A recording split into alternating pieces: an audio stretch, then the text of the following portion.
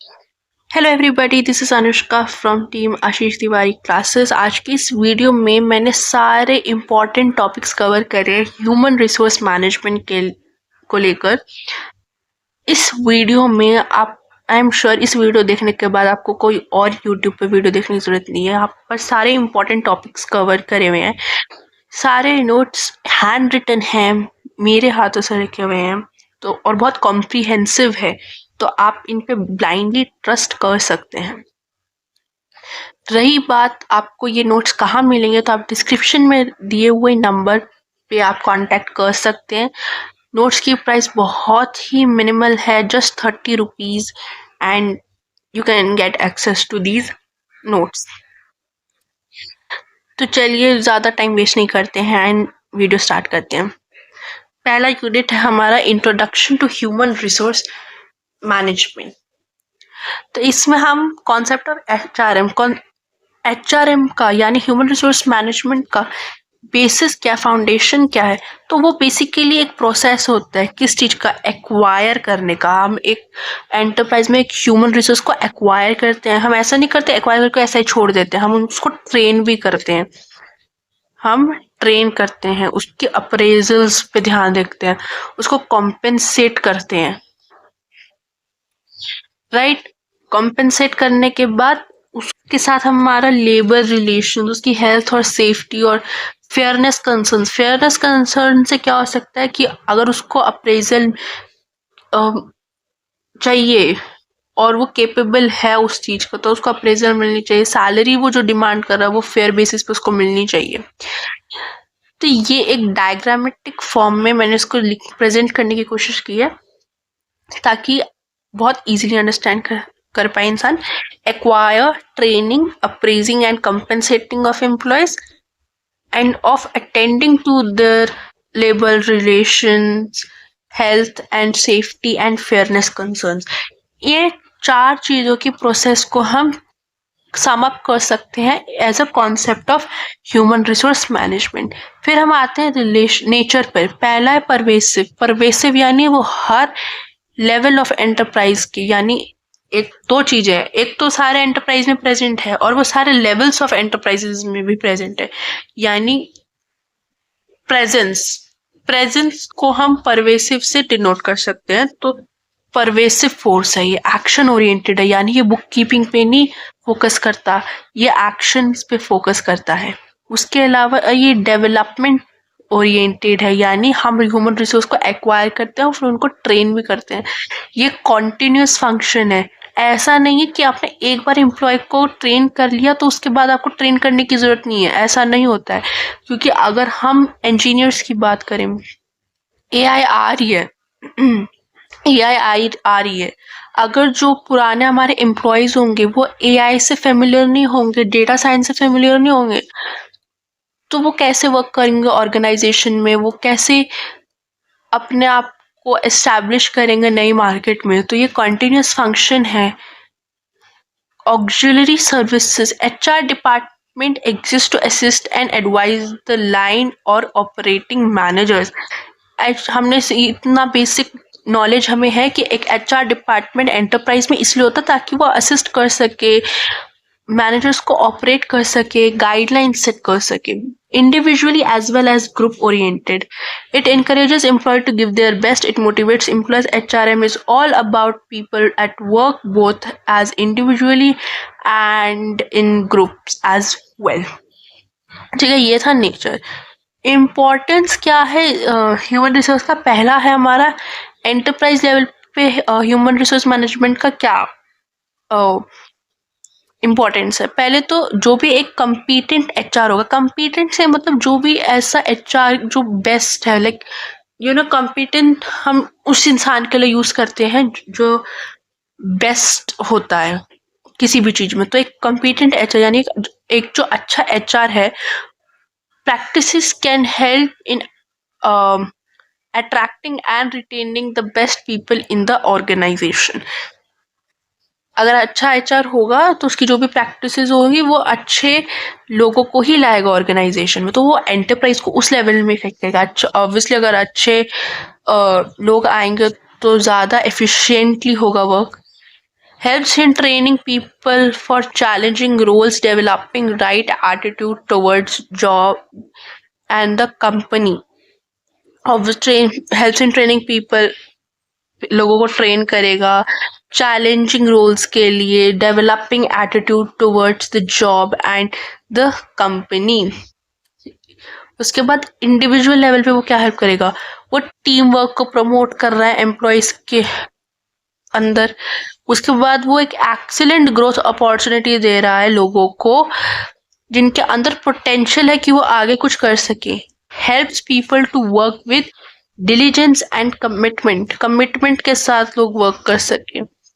उसके बाद functions of management में पहला हमारा ऑपरेटिंग है, फिर मैनेजरियल है. बुक में देखेंगे सोल की तो उसमें मैनेजरियल पहले है और ये ऑपरेटिंग बाद में. ऑपरेटिंग में पहले इसलिए लिख रही हूँ कि मैनेजरियल हमने स्टिल 12th में पढ़ा है तो वो कुछ ज़्यादा डिफिकल्ट नहीं है, तो हम पहले ऑपरेटिंग फंक्शंस पढ़ लेते हैं.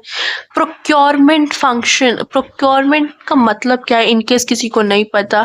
अगर हम कोई बिजनेस बना रहे हैं तो हमें कुछ रॉ मटेरियल्स चाहिए. अगर मेरे को कुछ पेपर प्लेट्स का करना है तो मेरे को पेपर प्लेट्स का सोर्स कहाँ से होगा, प्लांट से होगा.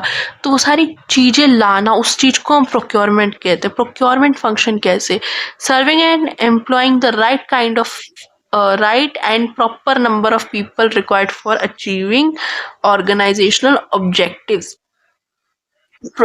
कि प्रोक्योरमेंट हम कैसे कर रहे हैं, हम ह्यूमन रिसोर्स को ला रहे हैं, जॉब एनालिसिस कर रहे हैं, ह्यूमन रिसोर्स प्लानिंग कर रहे हैं, सिलेक्शन हो रही है, प्लेसमेंट हो रही है, ये ऑल प्रोसेस, ये सब प्रोसेस के वजह से हम प्रोक्योरमेंट अच्छे से कर पा रहे हैं. ह्यूमन HR प्रोक्योरमेंट अच्छे से कर पाता है. डेवलपमेंट फंक्शन कैसे, क्योंकि HRM एक प्रोसेस है जहां पर knowledge, skills, aptitude and values of employee so that they can perform the present and future jobs more effectively. Development function कैसे, वो ऐसा नहीं है कि हम ह्यूमन रिसोर्स को सिर्फ एक्वायर कर रहे हैं या प्रोक्योर कर रहे हैं, हम उनके परफॉर्मेंस पे भी ध्यान दे रहे हैं, उनको ट्रेनिंग दे रहे हैं, उनको परफॉर्मेंस एंड पोटेंशियल अप्रेजल रहे. आगे जाके हम पढ़ेंगे जैसे ही परफॉर्मेंस बेस्ड अप्रेजल्स होता है तो एम्प्लॉय भी मोटिवेटेड रहता है कि हाँ मैं अच्छा काम करूँ तो मेरे को अप्रेजल मिले. करियर प्लानिंग एंड डेवलपमेंट, ये सारी चीजें. कंपनसेशन फंक्शन कैसे है कि ये प्रोवाइड करता है फेयर रेन्यूमरेशन यानी सैलरी, वेजेस जो भी है हमारे एम्प्लॉयज को, ताकि उनका contribution to the attainment of organisational objective. क्यों देते हैं हम रेन्यूमरेशन, क्योंकि हम ऑर्गेनाइजेशन के ऑब्जेक्टिव को मीट कर सके. इंटीग्रेशन फंक्शन यानी कि क्योंकि ह्यूमन रिसोर्स क्या है, एक फंक्शन है ताकि जो हमारे गोल्स हैं ऑर्गेनाइजेशन के, जो मेंबर्स के गोल्स हैं वो दोनों मीट कर सके. ये वर्ड रिकंसाइलिंग है इन केस किसी को समझना है. मेंटेनेंस फंक्शन, ये मेंटेनेंस फंक्शन कैसे, क्योंकि ये कंसर्न रहता है प्रोटेक्ट करना और प्रमोट करना जो भी मेंटल हेल्थ है एम्प्लॉयज की, उसको मतलब ऐसा नहीं है कि हम काम कराए जा रहे हैं अपने एम्प्लॉय से, हम उनको मतलब प्रोटेक्ट कर रहे हैं. जो बहुत सारे HRs जो होते हैं कंपनी में वो मेंटल हेल्थ पे फोकस रखते हैं, वो डिफरेंट टाइप्स ऑफ एक्टिविटीज करते रहते हैं. मैनेजरियल फंक्शन में पहला प्लानिंग है. प्लानिंग कैसे है, क्योंकि ये forecasting, HR management involves forecasting needs for human resources, predicting trends in the labour market. Managerial function में ये प्लानिंग है. Organising, it is the process of allocating task among the members of the groups, establishing authority and responsibility. Directing, it is the process of motivating, activating, leading and supervising people. Controlling, it implies checking, verifying and regulating to ensure that everything occurs in comfortly with the plans. So क्या कहना चाह रहा है वो, planning, आप आप human resource को procure करना चाह रहे हो, ह्यूमन रिसोर्स को लेना चाह रहे हो, तो वो ट्रेंड देखेगा कि लेबर मार्केट में क्या है, प्लान करेगा, फोरकास्टिंग करेगा, तब वो ह्यूमन रिसोर्स को लेगा, ऑर्गेनाइज करेगा कि ये बंदा इस डिपार्टमेंट पे जाएगा, ये इसमें अच्छा तो ये करेगा। डायरेक्टिंग, आप उनको मोटिवेट भी करोगे, लीड करोगे, सुपरवाइज करोगे। उसके बाद कंट्रोलिंग, उनको कंट्रोल भी करना है कि हाँ कि एवरीथिंग जो भी हो रहा है वो प्लान के अकॉर्डिंग हो रहा है कि नहीं। अब एक रोल मैनेजर का क्या होता है? अब वो रोल मैनेजर का 3 टाइप में हो सकता है, तीन बाइफर्केशन में से। Administrative, operational and strategic. Administrative की बात करें तो एचआर मैनेजर का रोल क्या होता है? पॉलिसी मेकर, वो पॉलिसी बनाएगा, मैनेजमेंट के लिए पॉलिसी बनाएगा और अच्छा टैलेंट को लाएगा। Administrative expert, heavily oriented to processing and record keeping, maintaining employee files. हमें पता है अगर ऑर्गेनाइजेशन रहती है उसके बहुत सारे प्रोसेस होते हैं, रिकॉर्ड कीपिंग करता है वो, तो उस वे में हेवीली जो ये सब प्रोसेसिंग होती है ना, उसमें वो एक्सपर्ट रहेगा। Advisor, the personnel manager performs his functions by advising, suggesting, counseling and helping the line managers. As an advisor वो सजेस्ट करेगा अपने मैनेजर्स को कि आप क्या कर सकते हैं मोटिवेट करने के लिए। Housekeeper, in managing the show include recruiting, pre employment testing, जितने भी टेस्ट होते हैं, आप इंटरव्यू जो होता है, इंटरव्यू एंड सिलेक्शन, रिक्रूटमेंट, ये सब जो प्रोसेस है उनमें टेस्ट भी बहुत इंपॉर्टेंट होते हैं, तो उसमें ये बहुत हेल्प करता है। काउंसलर कैसे है? ये जस्ट लाइक अगर आप सोचें अपना एक स्कूल्स में हमारे पास काउंसलर्स होते हैं, वो एक हम ह्यूमंस एज एन स्टूडेंट्स को वो गाइड करते हैं, उनका मेंटल हेल्थ पे ध्यान देते हैं, तो आप एचआर मैनेजर को उससे रिलेट कर सकते हैं। ऑपरेशनल में कैसे? रिक्रूटर है, ह्यूमन रिसोर्स लाएगा, प्रोक्योर करेगा, ट्रेनर डेवलपर मोटिवेटर लाएगा, एक्वायर करेगा, लेकिन उसको ट्रेन और मोटिवेट भी करेगा। लिंकिंग पिन ये कैसे है? ये between various divisions of organisation ये एक लिंक करता है। कोई भी इंफॉर्मेशन है वो एचआर के थ्रू ही बाकी लोगों के पास जाएगी। Mediator, personnel manager acts as a mediator in case of friction between 2 employees और ग्रुप ऑफ एम्प्लॉयज। एक तरीके से ये एचआर मैनेजर जो है, अगर कोई डिस्प्यूट होता है अमंग एम्प्लॉयज तो वो एज अ मीडिएटर काम करता है। स्ट्रेटेजिक रोल क्या है एचआर मैनेजर का? Building core competency. HR manager का जो है बहुत बड़ा रोल होता है कॉम्पिटेंसी एक फर्म में रखने की। कॉम्पिटेंसी यानी एक अच्छी फर्म बनाने में। This may be in the form of human resource ले लो, मार्केटिंग कैपेबिलिटी ले लो, टेक्नोलॉजिकल कैपेबिलिटी ले लो, किसी भी चीज में हो मैनेजर का बहुत इंपॉर्टेंट रोल रहता है। प्रोवाइडिंग पर्पसफुल डायरेक्शन, एक बहुत इंपॉर्टेंट टास्क होता है एक प्रोफेशनल मैनेजर का कि वो इंश्योर करे कि जो मिशन है ऑर्गेनाइजेशन का वो इंटरनलाइज्ड हो, यानी ऑर्गेनाइजेशन ने तो गोल सेट करे पर वो एम्प्लॉइज का भी वो होना चाहिए गोल। क्रिएटिंग कंपेटिटिव एडवांटेज, जो पहला कॉस्ट होता है एक लीडरशिप का, जिसका मतलब है कि अगर एक फर्म है उसने एम किया है तो उसको लो कॉस्ट लीडर बनना है इंडस्ट्री में, बहुत कंपेटिटिव चीज है, तो एक कंपेटिटिव एडवांटेज में भी एक मैनेजर का बहुत इंपॉर्टेंट रोल रहता है। फैसिलिटेशन ऑफ चेंज, फैसिलिटेशन मतलब बढ़ावा देना। The HR manager will be required to act as change agent through greater involvement in environmental scanning. जो चेंज होगा वो एचआर मैनेजर जल्दी फैसिलिटेट कर पाएगा। कंपिटेंसीज ऑफ एचआर मैनेजर, एक एचआर मैनेजर में हम क्या चीजें देखते हैं? अच्छा मैनेजर में क्या 3 चीजें देखते हैं? एक तो उसके पास क्वालिफिकेशंस होनी चाहिए, एजुकेशनल क्वालिफिकेशंस होनी चाहिए उसके पास, पर्सनल एट्रीब्यूट्स उसके, और ट्रेनिंग एक्सपीरियंस।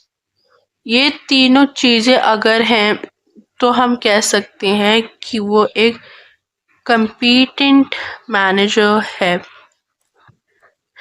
उसके बाद हमारे पास जो नेक्स्ट टॉपिक है वो है एचआर पॉलिसीज के ऊपर। एचआर पॉलिसीज जो है वो किसके ऊपर बेस्ड होती है? वो एक ह्यूमन रिसोर्स ऑब्जेक्टिव्स पे बेस्ड होती है। अब ये ऑब्जेक्टिव्स क्या होते हैं? ये ऑब्जेक्टिव्स बेसिकली एक ऑर्गेनाइजेशन के ऑब्जेक्टिव्स होते हैं।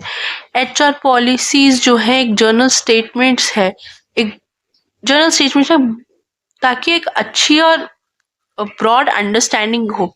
एचआर पॉलिसी क्या रिफ्लेक्ट करता है?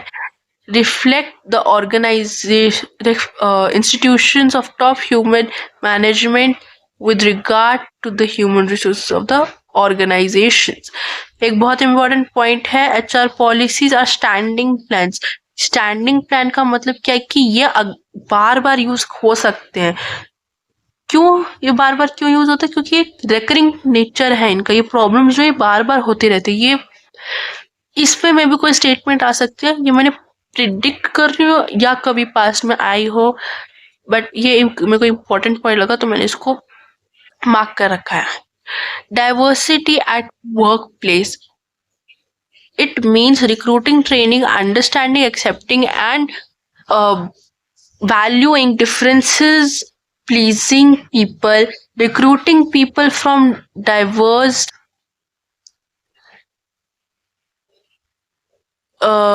to work in corporate space is called workplace diversity। Diversity at work place, इसका आप कैसे समझोगे? एक वर्क प्लेस है, वहां पर डिफरेंट टाइप्स ऑफ लोग रहेंगे। जैसा हमने देखा है कि एमबीए हमेशा जरूरी नहीं कि कॉमर्स का बच्चा करता है, एक साइंस वाला भी करता है, आर्ट्स वाला भी करता है। जब आप ऐसे लोगों को मैनेजमेंट के रोल्स में लाते हो तो एक डाइवर्स हमारे पास लोग रहते हैं एंड हमारे पास डिफरेंट ओपिनियंस रहते हैं, और ताकि हम उन डिफरेंट ओपिनियंस का यूज कर सकें, तो ये वर्क प्लेस डाइवर्सिटी बहुत बेनिफिट करती है। इसके और क्या क्या बेनिफिट्स हैं कि एक नया पर्सपेक्टिव मिलेगा। ऑब्वियसली अगर टेक्निकल पर्सपेक्टिव एक इंजीनियर दे पाएगा, सोशल पर्सपेक्टिव एक कॉमर्स वाला दे पाएगा बिकॉज वो समझता है कंज्यूमर को।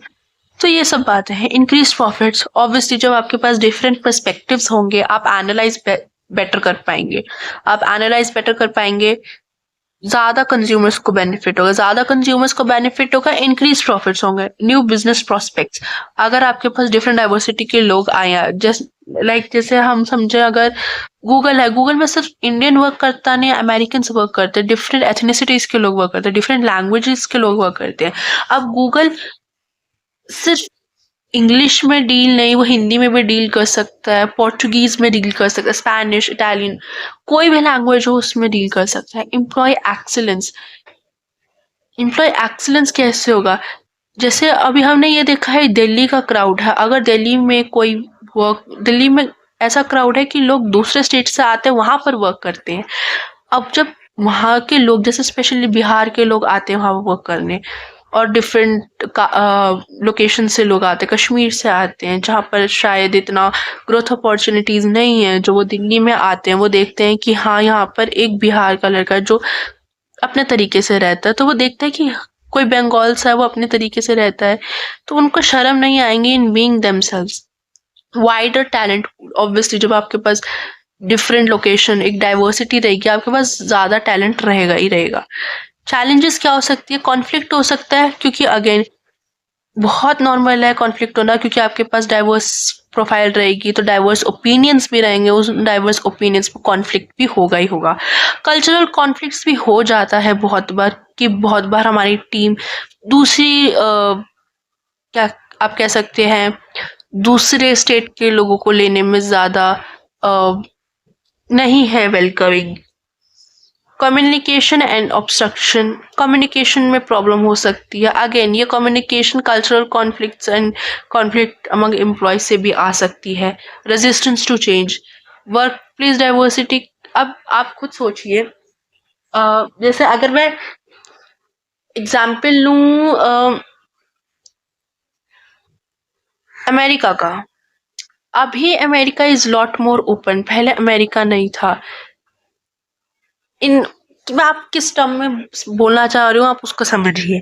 अगर मैं बोलूँ कि हाँ मेरे को, क्योंकि अगर आप देखें तो west are more comfortable with English speaking people, उनके एक्सेंट्स अलग होते हैं। अगर हम कोई ऐसा बंदा उनके साथ सामने ला के रख दे जो इंग्लिश बोलता हो लेकिन उसकी एक्सेंट अलग हो, उनके लिए बहुत डिफिकल्ट होगा। तो उस टाइम पे 90s में आई एम श्योर बहुत रेजिस्टेंस रहा होगा। जेंडर प्रेफरेंसेस, जेंडर प्रेफरेंसेस भी बहुत होते कि नहीं हमें मेल्स चाहिए इन रोल्स के लिए, बिकॉज दे आर कॉन्फिडेंट या फिर कोई भी ऐसा फालतू रीजन, बट ऐसा कुछ नहीं होता। इनफैक्ट फाइनेंस रोल्स में ज्यादा विमेंस को प्रेफर किया जाता है। और ये थॉट प्रोसेस एक्चुअली मैंने पहले सुना है कि ये थॉट प्रोसेस एक्चुअली इस तरीके से आया था, क्योंकि जो लड़के होते हैं, अब ये भी मैंने किसी पुरानी वीडियो में देखा था, मेरे को भी ठीक से याद नहीं, पर जितना मेरे को याद है कि लड़कों का थोड़ा नेचर गैम्बल करने में होता है, तो इन्वेस्टमेंट में they are not safe, whereas women जो होता है वो थोड़ी एनालाइज करेगी and then she will invest, क्योंकि उसको वो रैशनल रहेगी थोड़ा सा। हालांकि ये बस जनरल बात है, ऐसा नहीं है, लड़के होंगे तो वो भी एनालाइज करेंगे क्योंकि आप मनी से डील कर रहे हैं, ये वीडियो गेम नहीं है। बट हाँ, अगेन पर वो बात तो कहने की है। Employee empowerment, it is the process of giving employees in the organisation the power, authority, responsibility. वही एम्पावरमेंट क्या है कि हम आप पावर दे रहे हैं, रिस्पॉन्सिबिलिटी दे रहे हैं, रिसोर्सेज दे रहे हैं, फ्रीडम दे रहे हैं कि आप डिसीजंस को आप ले सकें, ताकि एक एम्प्लॉय एम्पावरमेंट का एक बेनिफिट और है। अगर मैं अपने एम्प्लॉय को दे रही हूँ बेनिफिट कि हाँ तुम्हें जो रिस्पॉन्सिबिलिटी दे रही हूँ, रिसोर्सेज दे रही हूँ, फ्रीडम दे रही हूँ, तो एक ये है कि काम जल्दी होगा, ये नहीं कि लेट होगा, उसको मेरे पास वापस परमिशन लेके आने की जरूरत नहीं है।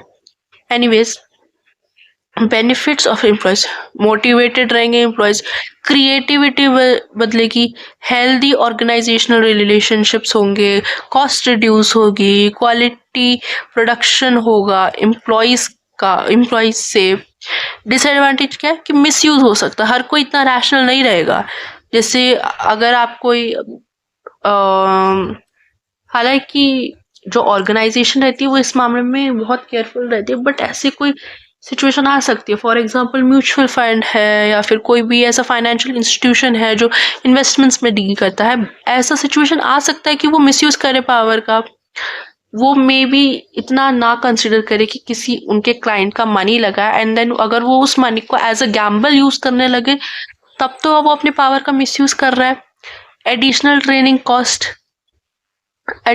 कॉस्ट जा सकती है, पुअर नॉलेज। ये एडिशनल ट्रेनिंग कॉस्ट वाला जो पॉइंट है और ये पुअर नॉलेज वाला पॉइंट है, ये आप इन दोनों को साथ में समझने का सोचिए कि एम्प्लॉय एम्पावरमेंट हम कर रहे हैं, चलो हमने कंसिडर कर लिया कि मिसयूज ऑफ पावर हो रही है, लेकिन अगर एडिशनल ट्रेनिंग कॉस्ट हम डालें कि हाँ कि बंदा मिसयूज ना करे, तब भी प्रॉब्लम होगा। और अगर हम एडिशनल कॉस्ट ना डालें तो पुअर नॉलेज होगी उसके बंदे के पास, पुअर नॉलेज होगी तो वो मिसयूज करेगा पावर का। समझो ये तीनों पॉइंट्स इंटरकनेक्टेड हैं। डाउनसाइजिंग का मतलब क्या है कि हम रिड्यूस कर रहे हैं ऑर्गेनाइजेशन के साइज को, कैसे एलिमिनेट कर रहे हैं हम पोजीशंस को, जॉब को, एम्प्लॉयज को। अब इसके डिसएडवांटेज क्या है? अच्छा, डाउनसाइजिंग का एडवांटेज ये कि वो जो भी बेफालतू की एक्टिविटीज है जिसको हम नॉन कोर एक्टिविटीज कहेंगे इंग्लिश में, उसको ये हटा देता है। डिसएडवांटेजेस क्या है डाउनसाइजिंग के? ये एक फीलिंग क्रिएट कर देता है कि मतलब लो मोरल फीलिंग की। अगर आप मानो कि अगर आप सोचो अगर आप एक कंपनी में काम करो जहाँ पर डाउनसाइजिंग बहुत होती है, तो एम्प्लॉय मोटिवेटेड ही नहीं रहेगा ना। वो सोचेगा यार ये तो हर हफ्ते हर 6-7 महीने में निकाल देते हैं, डाउनसाइजिंग कर देते हैं, तो एम्प्लॉय मोटिवेटेड नहीं रहेगा। जो अच्छे एम्प्लॉयज हैं वो भी ऑर्गेनाइजेशन छोड़ देंगे।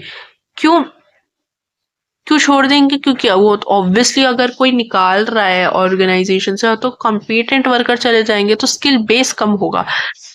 जो भी performance implementation of performance improved practices become difficult due to a feeling of job insecurity created by downsizing. एक insecurity create होती है downsizing से, तो बंदा improve ही नहीं करेगा अपनी performance को, क्योंकि उसको पता है कि यार downsizing is very common.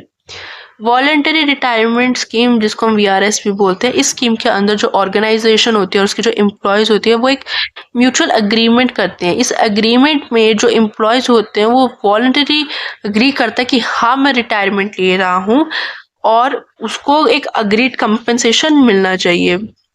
इसमें क्या प्रॉब्लम है? Issues in VRS: identifying the need for VRS, cost benefit analysis, designing the scheme, convincing trade unions, rehabilitating employees. तो ये सारे चीजें हैं issues in VRS. Work life balance कैसे का क्या सीधा साधा मतलब है? ये है कि अगर मैं काम कर रहा हूँ तो फिर उस काम के साथ साथ क्या मैं अपने फ्री टाइम को बैलेंस कर पा रहा हूँ, फैमिली टाइम को बैलेंस कर पा रहा हूँ. उसका मतलब है वर्क लाइफ बैलेंस का. Importance of work life balance क्यों जरूरी है? कि रिड्यूस एम्प्लॉय टर्नओवर. एक एम्प्लॉय टर्नओवर रिड्यूस होगा. Reduce absenteeism. अगर वर्क लाइफ बैलेंस होगा तो बंदा क्यों लेगा छुट्टियां, है ना? उसको पता है कि मेरा कंपनी मेरे को वर्क लाइफ बैलेंस दे रही है, तो वो नहीं लेगा छुट्टी. इम्प्रूव परफॉर्मेंस इम्प्रूव होगी, एम्प्लॉयज जो होंगे वो मोटिवेटेड रहेंगे. और इसी के साथ साथ हम यूनिट 2 पे पहुंचे, जो कि है about procurement of human resources. और हमने यूनिट 1 आधे घंटे में कंप्लीट किया, मतलब 26 मिनट्स, मतलब 27 हो गए अब. अब आते हैं यूनिट 2 पे, procurement of human resources.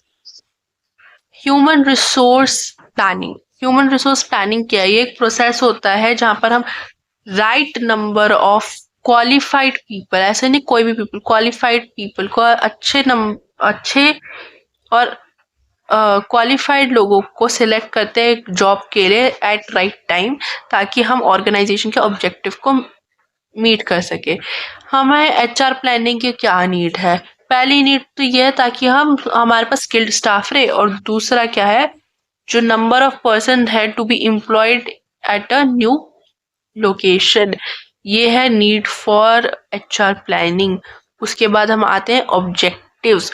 Objective क्या होता है? Forecast personnel requirements, cope with changes, use existing manpower, productivity, promote employees in systematic manner. जो भी ये छोटी छोटी लाइन्स हैं, they are not that important, but you have to know that कि आपको नहीं पता कि कल क्या आ जाए एग्जाम में. इम्पोर्टेंस ऑफ HR प्लानिंग की क्या इम्पोर्टेंस है? पहला है reservoir of talent. The organization wants to expand its scale of operation, it can go ahead easily. जो रिजर्वायर है उसका मतलब क्या है? कि एक ऑर्गेनाइजेशन है वो अपने स्केल ऑफ ऑपरेशन को बढ़ाना चाहता है, और ताकि ऑपरेशन तो बढ़े ही बढ़े पर वो इजीली बढ़ भी जाए, तो उसके लिए HR प्लानिंग बहुत जरूरी होती है. एक्सपैंड और कॉन्ट्रैक्ट, अगर ऑर्गेनाइजेशन अगेन वही एक्सपैंड करना चाहता है या स्किल कम करना चाहता है ताकि वो आगे अच्छे से बढ़ पाए, तो उसके लिए बहुत इंपॉर्टेंट है सक्सेशन प्लानिंग. कि जो भी HR प्लानिंग, जो भी प्लान्स ले लीजिए, फ्यूचर चैलेंजेस ले लीजिए, उन सब चीज़ों के लिए प्रिपेयर करने के लिए HR प्लानिंग होनी चाहिए. कॉस्ट कटिंग के लिए HR प्लानिंग बहुत ज़रूरी होती है. प्रिपेयर पीपल फॉर फ्यूचर, मतलब फ्यूचर और एक्सपेंशन कॉन्ट्रैक्शन अगर हम देखें तो कहीं ना कहीं everything is related to future. आपको बस ये पॉइंट्स याद करने हैं, पॉइंट्स अपने आप बन जाएंगे. आपको डिटेल्ड एक्सप्लेनेशन चाहिए तो आप अगेन नोट्स को प्रेफर कर सकते हैं. आप अभी स्क्रीनशॉट भी ले सकते हैं, पर अगर आपको डिस्क्रिप्शन में दिए हुए नंबर पर कांटेक्ट करना एंड देन ये नोट्स लेने हैं तो आप ले सकते हैं। फैक्टर्स अफेक्टिंग एचआर प्लानिंग, कौन कौन से फैक्टर्स एचआर प्लानिंग को इफेक्ट करते हैं? Existing stock of man power, यानी जो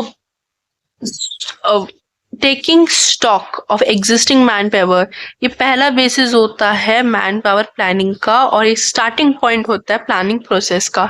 future man power requirement, after evaluating the existing stock of man power assess the future requirements of man power in the industry, यानी कि हमें पता है कि हमारी पास प्रेजेंट मैन पावर कितनी है, हमने उसको अच्छे से देख लिया, लेकिन अब मेरे को फ्यूचर रिक्वायरमेंट भी देखने इंडस्ट्री की क्या है, उस हिसाब से मैं अपना एचआर प्लानिंग करूंगी। वेस्टेज, जो सेकंड बेसिस होता है हमारा मैन पावर प्लानिंग का, वो होती है wastage. In order to analyse the wastage of manpower, rate of labour turnover and the period of active management, the work should be studied। कि again wastage एक बहुत इंपॉर्टेंट फैक्टर होता है हमारा एचआर प्लानिंग का, man power wastage. तो ये तीन चीजें हैं जो फैक्टर्स इफेक्ट करती हैं प्लानिंग को। उसके बाद है रिक्रूटमेंट। रिक्रूटमेंट का मतलब क्या होता है? एक प्रोसेस होता है कि हम अच्छे एम्प्लॉयज को सर्च कर रहे हैं और उनको हम स्टिमुलेट कर रहे हैं कि हाँ आप हमारी जॉब्स लीजिए ऑर्गेनाइजेशन में। उसके साथ साथ रिक्रूटमेंट पॉलिसी है, ये specifies the objectives of recruitment and provides a framework for the implementation of the recruitment programme. Sources of recruitment, दो टाइप के सोर्सेज होते हैं, इंटरनल और एक्सटर्नल। इंटरनल में हमारा आ गया transfers, promotion, employee referrals, former employees and previous applicants. पहले इंटरनल डिस्कस करते हैं। ट्रांसफर्स कैसे? ट्रांसफर्स होता है हमारा प्रेजेंट एम्प्लॉयज का, कि प्रेजेंट जैसे हमने देखा है गवर्नमेंट सेक्टर में हमारा IAS है, IPS है, उनकी पोस्टिंग चेंज होती रहती है। प्रमोशंस होता है with in the organisations, promotions होता है, पहले आप जूनियर रहते हैं, देन सीनियर रहते हैं, देन आप मैनेजर बनते हैं, देन आप जनरल मैनेजर रहते हैं, देन एज मतलब it goes and goes and goes. Employee referrals, referrals होते हैं। रेफरल्स ऐसे हो सकते हैं आपके दोस्त या फैमिली मेंबर्स हैं, उन्होंने आपको अपनी प्रेजेंट कंपनी में रेफरल दे दिया कि हाँ ये हैं, इनकी क्वालिफिकेशन ऐसी ऐसी है एंड मेरे को ऐसा लगता है कि ये अच्छा फिट रहेंगे हमारी ऑर्गेनाइजेशन में, तो वैसे एक रेफरल मिल सकता है। फॉर्मर एम्प्लॉय, कोई भी फॉर्मर यानी कोई भी पुराना एम्प्लॉय हो सकता है, या कोई भी प्रीवियस एप्लीकेंट जो शायद बाद में रिजेक्टेड हो सकता है, या फिर बहुत बार ऐसा होता है कि ऑर्गेनाइजेशन ये बोलती है हम आपको बाद में कांटेक्ट करेंगे जब हमारे पास शॉर्टेज होगी। एक्सटर्नल, एक्सटर्नल में अपने पास क्या आता है? जॉब एडवर्टीजमेंट, एडवर्टीजमेंट जैसे न्यूज़पेपर में हो गया, तो या फिर सोशल मीडिया पे बहुत सारे जो भी कंटेंट क्रिएटर्स होते हैं, दे अप्लाई स्टोरीज की, they are in need of job, तो उस जॉब एडवर्टीजमेंट हो गई। एम्प्लॉयमेंट एजेंसीज भी होती हैं जो हेल्प करती हैं एम्प्लॉयर और एप्लीकेंट्स को मीट कराने में, कि वो एक मीडिएटर का काम करती है। एजुकेशनल इंस्टीट्यूशन, जो कॉलेजेस होते हैं, वो कैंपस प्लेसमेंट जैसे कैंपस रिक्रूटमेंट हम जिसे कहते हैं, ये एजुकेशनल इंस्टीट्यूशन कैंपस रिक्रूटमेंट एक ही पॉइंट है। एम्प्लॉयमेंट एक्सचेंजेस होते हैं, बहुत सारी ऐसे फंक्शंस या फिर गेट टुगेदर्स होती हैं एक फॉर्मल सेटिंग में, जहाँ पर डिफरेंट लोग मिलते हैं एक इंडस्ट्री के, तो वहाँ पर होता है। डेटा बैंक एक चीज होती है, या फिर उस डेटा बैंक में क्या होता है, बेसिकली इंफॉर्मेशन होती है अलग अलग तरीके के लोगों की, और वो अलग अलग फील्ड्स के, एंड देन उनके साथ उनके कॉन्टैक्ट डिटेल्स भी होते, तो देन वहाँ से एम्प्लॉयर कॉन्टैक्ट कर सकता है।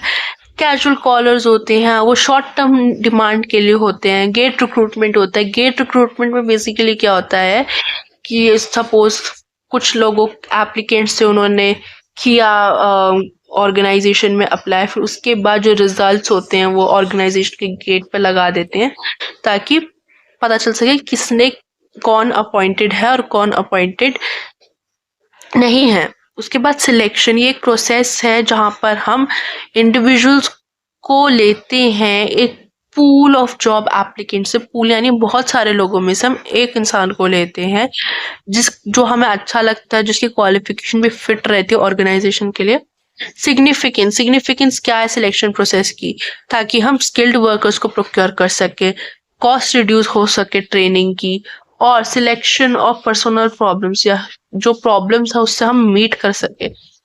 सिलेक्शन का प्रोसेस क्या होता है, अगेन बहुत ही ज्यादा बड़ा नहीं बनाना चाहती तो मैंने हेल्प लिया डायग्राम का। तो हम थे सिलेक्शन पे, यस। सिलेक्शन सिलेक्शन का फर्स्ट स्टेप क्या है, एक्सटर्नल एंड इंटरनल एनवायरनमेंट।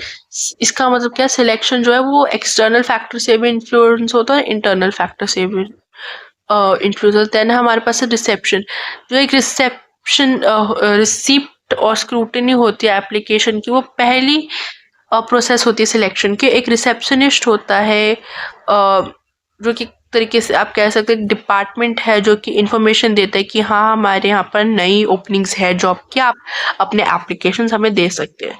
उसके बाद हमारे पास आता है प्रिलिमिनरी इंटरव्यू। प्रिलिमिनरी इंटरव्यू में क्या होता है, उसमें हम सॉर्ट करते हैं, बेसिकली क्या सॉर्ट करते हैं,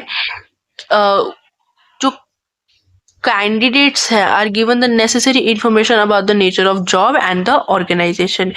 नेचर ऑफ जॉब और ऑर्गेनाइजेशन का जो इंफॉर्मेशन होता है वो कैंडिडेट को मिलता है। तो उसके बाद हमारे पास जो नेक्स्ट स्टेप है that is of blank application form. जो बायोडेटा एजुकेशनल क्वालिफिकेशन होती है वो बेसिकली उस डॉक्यूमेंट में हमें भरनी होती है। देन हमारे पास आता है selection test. Applicants then are called for test. उन टेस्ट में बेसिकली हम ये देखते हैं कि इस बंदे का एप्टीट्यूड कैसा है। टेस्ट भी डिफरेंट टाइप के होते हैं, हम आगे पढ़ेंगे। उसके बाद हमारा है selection interview. Again oral interview रहता है, उसमें इंटरव्यूअर और इंटरव्यूई एक जो इंटरव्यूअर होता है वो इंटरव्यू के बारे में जानना चाहता है कि कहाँ से पढ़े हैं, क्या इमोशनल और क्या एप्टीट्यूड है इनका, इमोशनल क्वेश्चन जिसे हम कहते हैं। By the way checking references, हम रेफरेंसेस चेक करते हैं। एक बायोडेटा में इंसान का फॉर्मर एम्प्लॉयर, जो पहला उसका कोई एम्प्लॉयर रहेगा उसकी डिटेल्स भी रह जाती हैं। तो एक मैनेजर या फिर जो भी सिलेक्ट कर रहा है बंदे को, वो चेक कर सकता है कि हाँ ये इस बंदे के साथ पहले काम कर चुका है, इसने पहले इस जगह काम करेगा, तो वो उनको भी कांटेक्ट कर सकते हैं।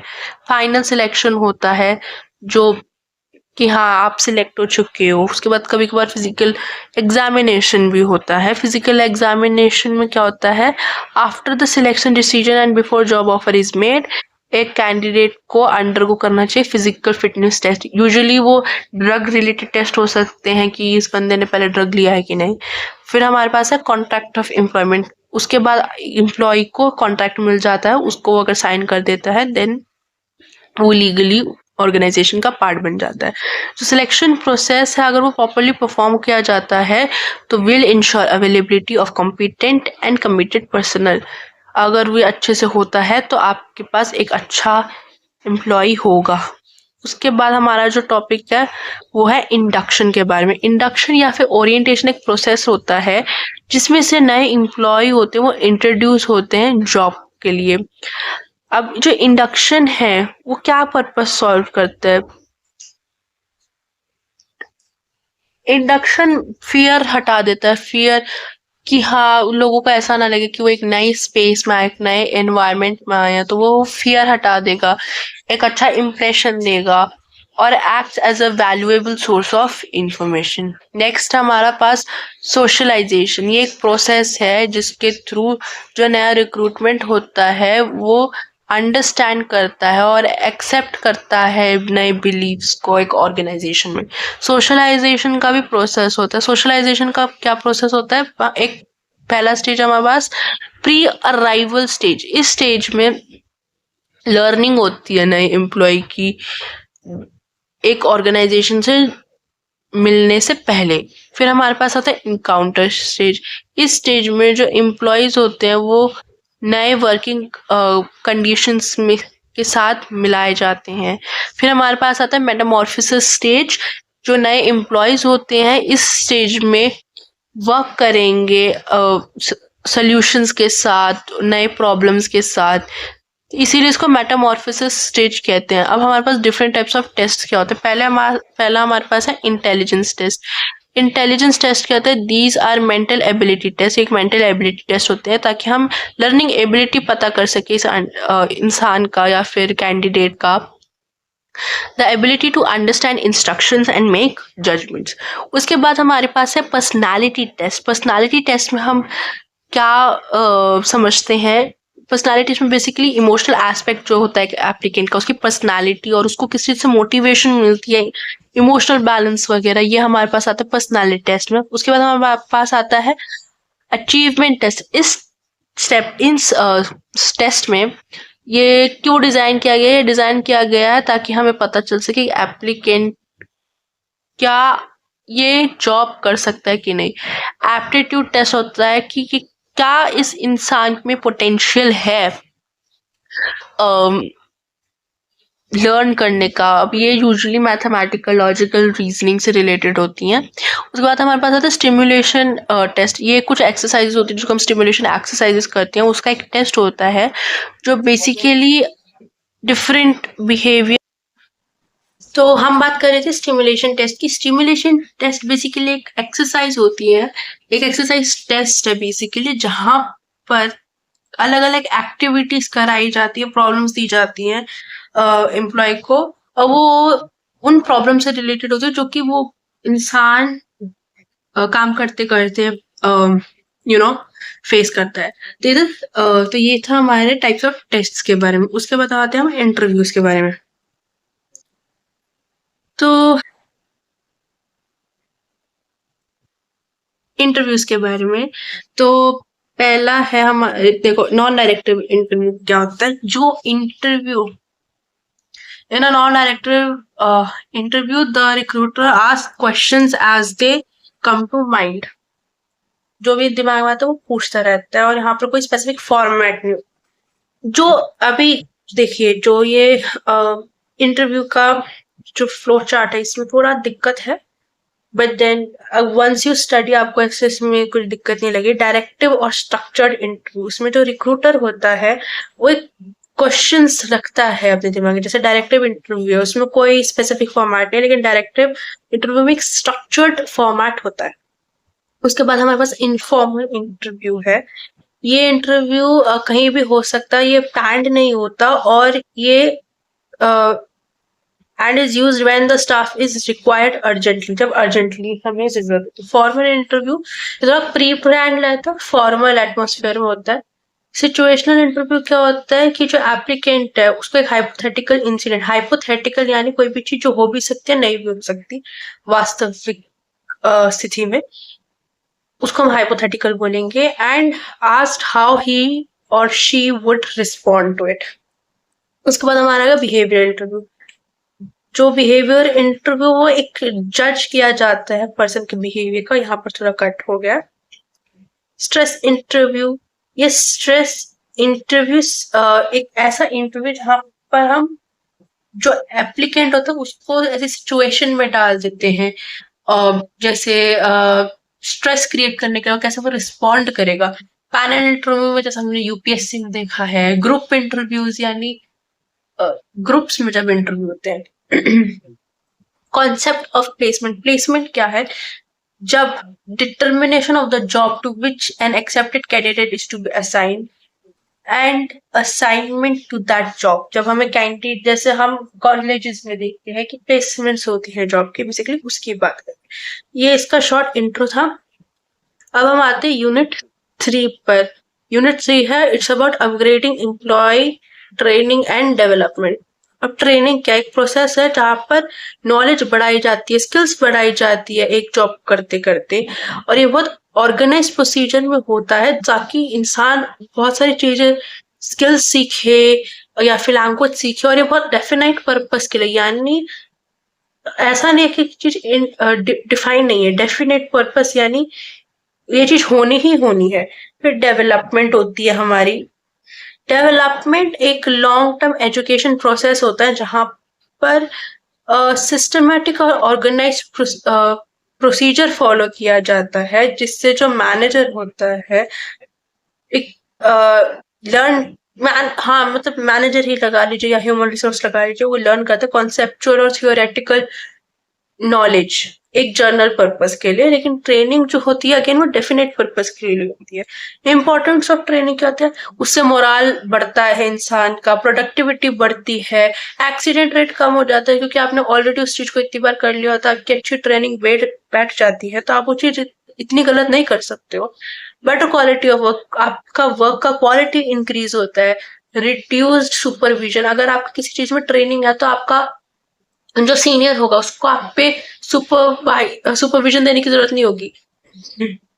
कॉस्ट रिडक्शन, कॉस्ट रिड्यूस होती है हमारी। उसके बाद लेस लर्निंग पीरियड, हमें और कोई चीज को लर्न करने में इतना टाइम नहीं लगेगा। टाइप्स ऑफ ट्रेनिंग, पहला हमारा था ओरिएंटेशन ट्रेनिंग। ओरिएंटेशन क्या होता है कि एक इंडक्शन या ओरिएंटेशन एक बहुत बार सिमिलर टर्मिनोलॉजीज में इसको यूज किया जाता है, जहां पर अगर आप कहीं किसी नए एनवायरनमेंट में जा रहे हो तो आपको उस एनवायरनमेंट से यूज टू करने के लिए जो मैनेजर होता है वो आपको ओरिएंटेशन देता है कि ये डिपार्टमेंट है, ये हमारे टीम मेंबर्स है, उसको हम ओरिएंटेशन कहेंगे। उसके साथ साथ एक और है जो स्टार्ट में नहीं आया है, वह remedial training.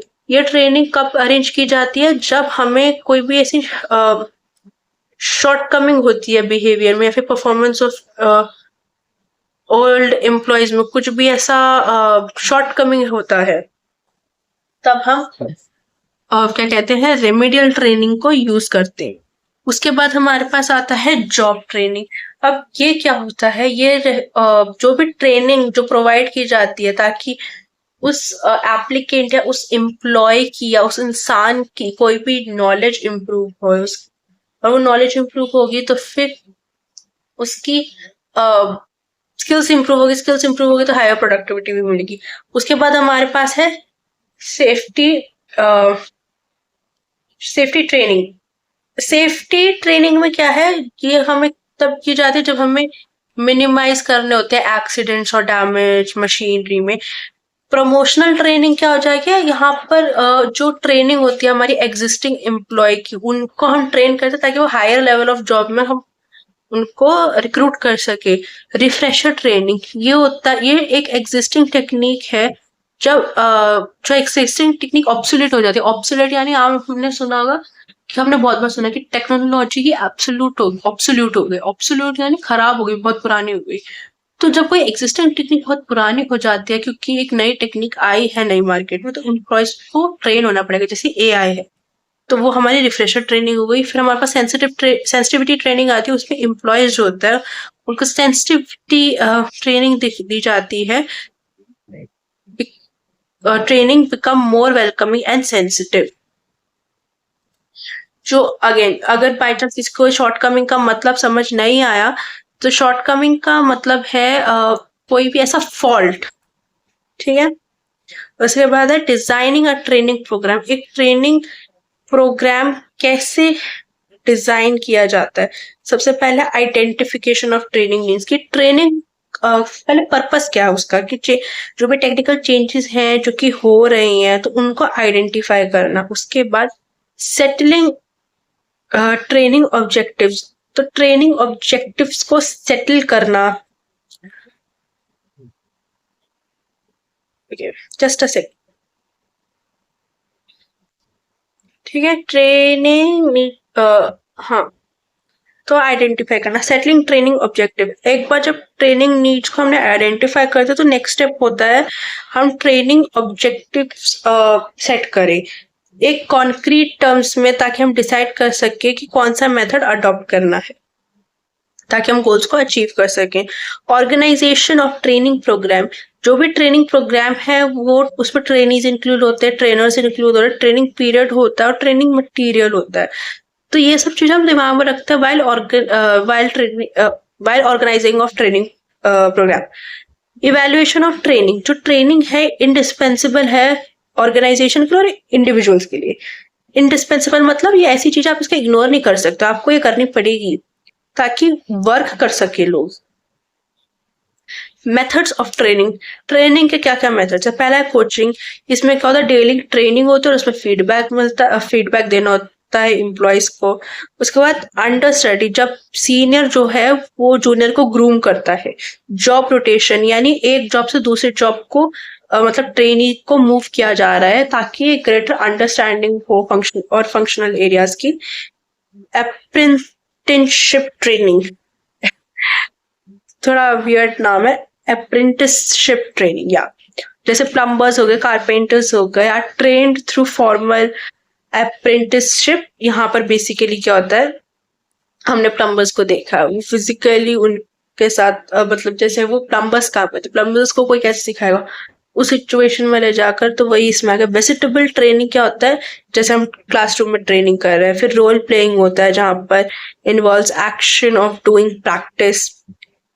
Role playing word ही वही है जैसे हम इनैक्ट कर रहे हैं। कॉन्फ्रेंस ट्रेनिंग हमने देखा है, जैसे स्कूल में कॉन्फ्रेंसेस होते हैं, बिजनेस मीटिंग्स वाली कॉन्फ्रेंसेस होते हैं, वहां पर आइडियाज डिस्कस किए जाते हैं, केस स्टडीज होती हैं। Hands on training, experience while performing, e learning होते हैं, जैसे स्टडी मटेरियल, वीडियो लेक्चर्स हमें मिल जाते हैं। शैडोइंग होता है, picks up knowledge from more experienced co-worker. Benefit of training क्या होता है, हायर प्रोडक्टिविटी मिलती है, हम अच्छे से काम कर पाते हैं, ज्यादा अच्छा क्वालिटी का वर्क होता है, कॉस्ट रिड्यूस हो जाती है, सुपरविजन इतनी नहीं देनी पाती, काफी कम एक्सीडेंट रेट हो जाते हैं। Benefits of training to employees, ये एम्प्लॉयर्स का बेनिफिट था। एम्प्लॉयज को क्या ट्रेनिंग है बेनिफिट देता है, सेल्फ कॉन्फिडेंस हो जाता है, ज्यादा अर्निंग मिलती है, सेफ्टी होती है, अडेप्टेबिलिटी बढ़ जाती है एक एम्प्लॉय की, प्रमोशन मिलता है। उसके बाद है management development programmes. Management development programmes में क्या क्या एक्टिविटीज होती है, क्या क्या चीजें आती है। पहली है कंटिन्यूस एक्टिविटीज, क्योंकि जो ये मैनेजरियल स्किल है ये कभी भी एक्वायर नहीं की जा सकती ओवरनाइट, ये कॉन्टिन्यूस प्रोसेस है। तो इस चीज को ये आपको कंटिन्यूस करना पड़ेगा, तब आपको ये समझ आएगा। उसके बाद गाइडेड डेवलपमेंट, जो गाइडेड मतलब जो हमारे प्रोफेशनल्स होते हैं वो हमें जब तक गाइड नहीं करेंगे हमें ये चीजें समझ नहीं आएंगी। जैसे इसमें लिखा है guided by professionals to pursue a work undertaken in a sequential manner. हमारे जो सीनियर्स हैं, जो प्रोफेशनल्स हैं, उनको पता है कि एक चीज सीक्वेंस में होती है, तो ये गाइडेड डेवलपमेंट जरूरी है। एक ऑर्गेनाइज प्रोसेस है, ये सिस्टमैटिक प्रोसेस है। इसको हम ऐसा नहीं है कि इनफॉर्मल वे में कर सकते हैं। इम्प्रूव परफॉर्मेंस, ये कैसे परफॉर्मेंस इम्प्रूव करता है, क्योंकि हम जो बेटर इक्विप मैनेजर्स होते हैं और उनके पास स्किल्स होती है, they need to operate at higher levels. उसके बाद है डेफिशिएंसी इम्प्रूव प्रोग्राम्स जो है under management development are tailor to cater each managers need. तो जो भी डेफिशिएंसी होगी किसी भी अपकमिंग मैनेजर में, तो वो उसको सॉर्ट आउट कर देगा। करते करते हम लास्ट यूनिट पे आ गए, unit 4, performance appraisal and compensation management, meaning it is the critical examination of employees' effectiveness and recognition of a person's abilities for future growth and development. ये एग्जामिनेशन है employees का, ताकि उनको रिकॉग्नाइज करा जाए, उनके एबिलिटीज को पहचाना जाए, और ताकि वो फ्यूचर में और ग्रो कर सके। Nature of performance appraisal, to provide valuable input on every employee's skill. इस परफॉर्मेंस अप्रेजल से हमें एक एम्प्लॉय का इम्प्रूवमेंट भी दिखता है, क्योंकि समवेयर वो एक मोटिवेशन फैक्टर उनमें रहता है कि हाँ अगर हम अच्छा परफॉर्म करेंगे तो हमारे परफॉर्मेंस अप्रेजल भी मिलेगा। To provide a foundation for modifying और changing behaviour patterns towards more productive work habits. To provide managers with information to assist them while determining on future job assignments and compensation. जो managers होते हैं उनके पास वो information होती है ताकि वो assist कर सके कि हाँ तुम्हारे goals ये, तुम्हारे assignments ये हैं और आप इनको पूरा करोगे तो आपका क्या appraisal रहेगा। To provide a foundation for modifying or changing behavior patterns towards more productive work habits. Again, obviously, अगर आपके पास एक मोटिवेशन फैक्टर है कि हाँ आपका फ्यूचर में परफॉर्मेंस अप्रेजल हो सकता है, तो कहीं ना कहीं आपकी प्रोडक्टिविटी इंप्रूव होगी।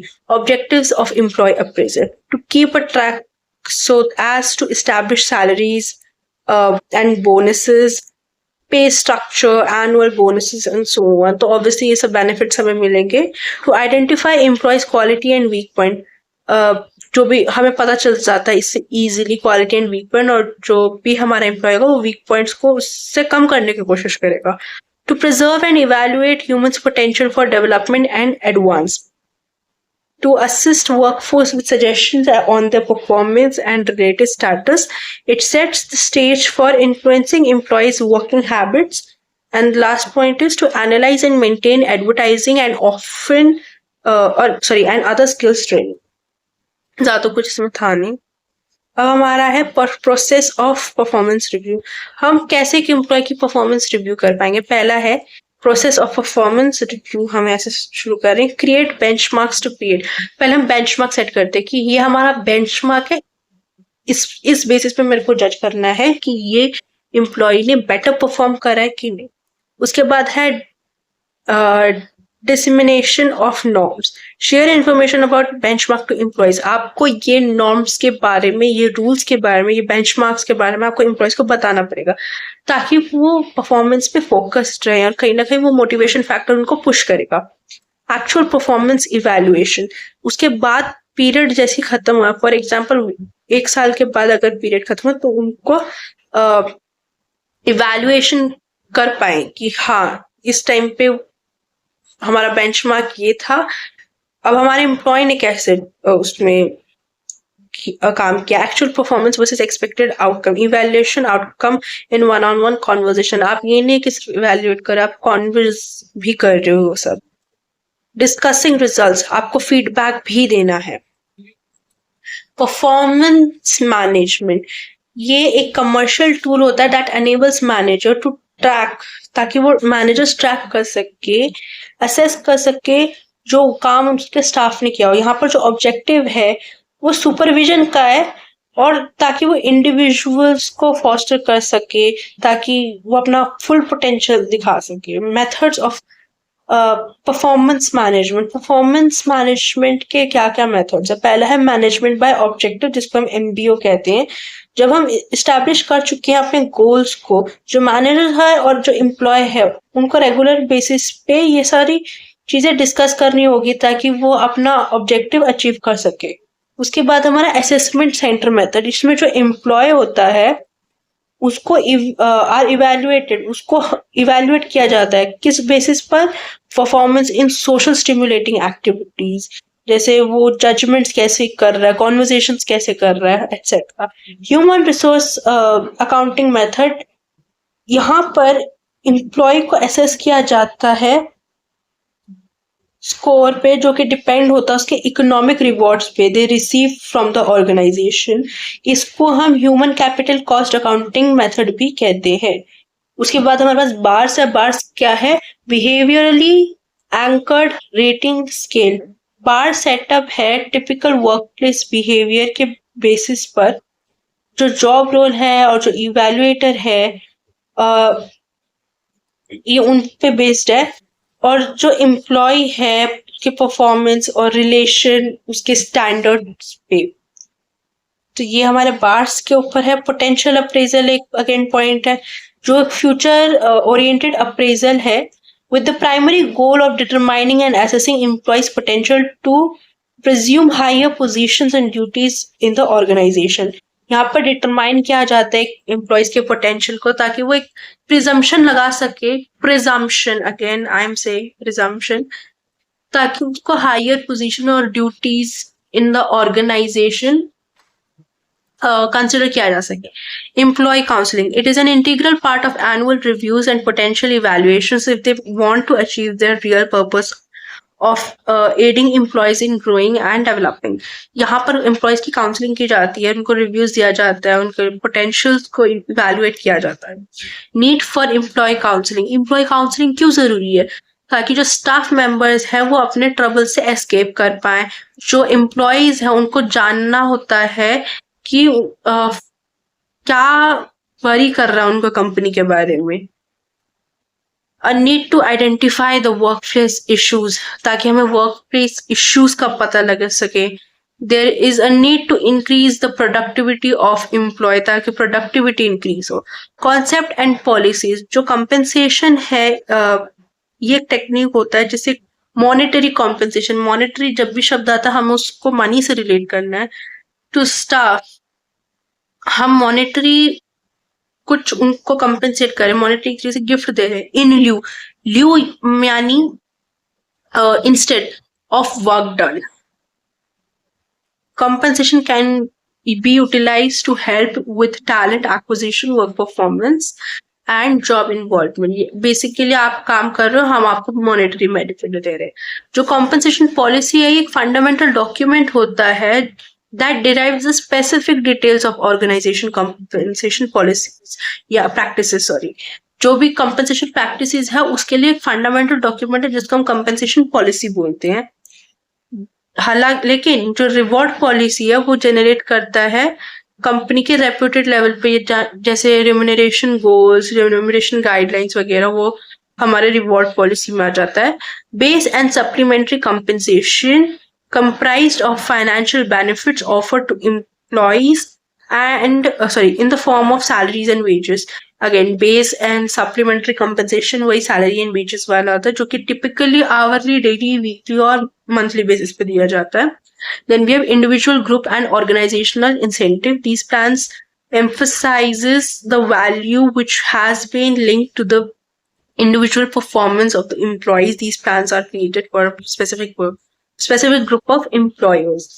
ये जो प्लान्स है ये एम्फोसाइज करते हैं वैल्यू पर जो कि लिंक किया जाता है इंडिविजुअल की performance of the employees. Fringe benefits क्या होता है? ये एक इंसेंटिव होते हैं जो कि रिसीव्ड बाय एन एम्प्लॉय, जो एम्प्लॉय को दी जाती है. क्यों दी जाती है? In the lieu of their regular wage. इसमें क्या क्या इंक्लूड किया जा सकता है? कुछ भी, जैसे स्टॉक ऑप्शन, ईसॉप्स हमने जैसे सुना है अकाउंट्स में भी, फ्री और discounted meals, paid sick days, ये सारी चीजें जो आपको बेनिफिट्स मिलती हैं छोटी छोटी इन अ कंपनी, इसको हम फ्रिंज बेनिफिट्स कहते हैं. परफॉर्मेंस लिंक्ड कॉम्पेंसेशन जिसको हम पीवीसी कहते हैं, या फिर पीबीसी में मतलब बेसिकली परफॉर्मेंस बेस्ड कंपेंसेशन. ये एक फ्रेमवर्क है जहां पर financially lucrative workers in addition to their standard wages, individuals, worker division, the organization or the quotation which is compensated based on how people perform over a particular period and in complies with the group of preset plans. Just basically ये जो हमारा performance linked compensation है, इसका simple lemon में मतलब, इस जो हमारा परफॉर्मेंस लिंक्ड कॉम्पेंसेशन है, इसका सिंपल में ये मतलब है कि हमें ज्यादा पे किया जाएगा अगर हम परफॉर्म अच्छा से करेंगे. मान लो आपकी सैलरी 30,000 महीना है, वो फिक्स्ड है, लेकिन अगर आपने 100 प्रोडक्ट्स बेचे एक मंथ में तो आपको 10,000 एक्स्ट्रा दिया जाएगा. तो आपकी उस महीने की इनकम हो गई 30,000 प्लस 10,000 इक्वल टू 40,000. एडवांटेजेस क्या है परफॉर्मेंस बेस्ड कॉम्पेंसेशन के? पहले बात, रिटेंशन ऑफ बेस्ट एम्प्लॉयज. आपके पास अच्छे एम्प्लॉयज रहेंगे क्योंकि आप उनको पीबीसी दे रहे हो, तो उनको लगेगा मैं अच्छा काम करूंगा तो मेरे को पैसे भी मिलेंगे. मोटिवेशन टू एम्प्लॉयज, जो परफॉर्मेंस है लिंक पे, पीबीसी, पीएलसी जो भी बोल लो उनको, plan tends to encourage more significant contributing employees to producing their best. motivation factor रहता है. improved recruitment, जो business है वो enhance कर सकता है hiring procedures by identifying the workers who perform better.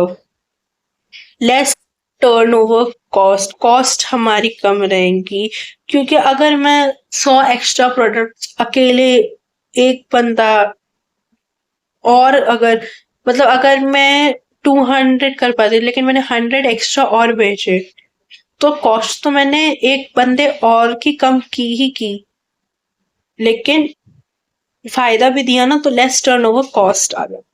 Employ stock option, इसको हम ईसॉप्स भी कहते हैं. ये एम्प्लॉय बेनिफिट दी जाती है. होता क्या है, एक कंपनी है, जैसे मैंने यहाँ बनाया, एक कंपनी है, उसके बहुत सारे स्टॉक्स मैंने ब्लू से करा और ये एम्प्लॉयज पिंक में.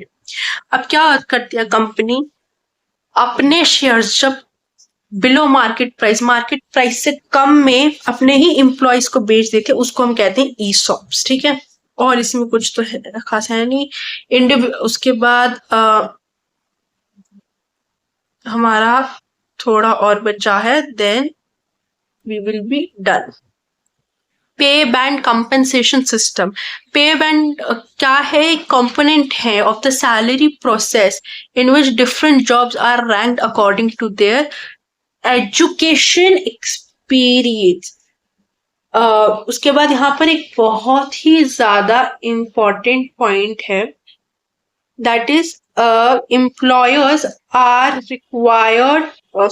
required by law to publish the minimum and maximum amount they are willing to pay each for each band। हाँ, जो पे बैंड है वो पहले हम इसका मतलब समझेंगे कि पे बैंड है क्या। मान लीजिए एक टीचर है, उसको फॉर एग्जाम्पल 40,000 से 70,000 पर मंथ मिलते हैं, लेकिन आप नए हो तो आप 40,000 से स्टार्ट कर सकते हो। आफ्टर फ्यू इयर्स अगर आपने अच्छा परफॉर्म किया तो आपका 50,000 या 60,000 हो सकता है, लेकिन आप 70,000 से बियॉन्ड आप जा नहीं सकते। इसको हम पे बैंड कंपनसेशन सिस्टम कहते हैं कि इतना तो हमारा स्केल रहेगा ही रहेगा। इट्स लाइक अ लैडर, ठीक है। इसको अगर आप लैडर के से कंपेयर करना चाहो तो कर सकते हो। ये क्यों किया जाता था कि फेयर कंपनसेशन रहे। तो ये था पे बैंड कंपनसेशन। फिर हमारे पास है जॉब इवैल्यूएशन। ये एक सिस्टमैटिक और लॉजिकल अप्रोच है for determining the comparative value of different jobs with in such corporation. ठीक है। अब इसके स्टेप्स क्या? पहला है जॉब एनालिसिस। हम जॉब एनालिसिस में क्या दे रखा है? Accumulating and measuring appropriate job description. हम पहले मेजर करते हैं जॉब डिस्क्रिप्शन को, फिर हमारा जॉब डिस्क्रिप्शन का यहाँ पर प्रोसेस होता है जहां पर हम जॉब कंटेंट इंफॉर्मेशन को कैप्चर करते हैं, typically in the form of written task description. उसके बाद हमारा है job analysis based on organizations job evaluation strategy. जो थर्ड स्टेप है इज डेजिग्नेटेड एक second. In the third step, the designated duties of a job are evaluated with the help of job assessment strategy or a device elected by the organization। जो job analysis होती है वो based होती हैं job evaluation strategies पर, और ये evaluate करते हैं with the help of job assessment strategy. Job assessment strategy से इवैल्यूएट की जाती है। Establishing the job hierarchy, a job evaluation plan yields a patriarchal ranking। Just wait a second, actually मेरे को लगा ये patriarchal रॉन्ग वर्ड है, but then ये सही वर्ड यूज किया। जो जॉब इवैल्यूएशन प्लान है वो पेट्रियार्कल रैंकिंग बनाता है जॉब पोजीशंस की, और ये किस पे बेस्ड होती है? Importance of to the company, उसके बेसिस पे होते हैं। तो ये सारे इम्पोर्टेंट पॉइंट्स थे इस सब्जेक्ट के। और भी पॉइंट्स हैं, बट देन अगेन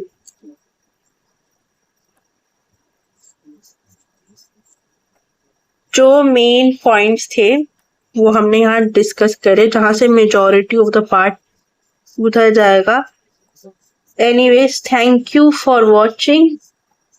अगर आपको ये वीडियो अच्छी लगी हो, लाइक कीजिए, कमेंट कीजिए। कोई भी डाउट है, just comment, I will respond, our team will respond to you. Please subscribe and या आपको कोई भी डाउट है आप कमेंट कर सकते हैं, मैं 100% रिस्पॉन्ड करूंगी। एंड अगर if you want to buy these notes, आप डिस्क्रिप्शन में दिए हुए नंबर से आप कांटेक्ट कर सकते हैं। इसमें सारा इंपॉर्टेंट टॉपिक्स कवर है, तो एनी सजेशंस आप वो भी डाल सकते हैं।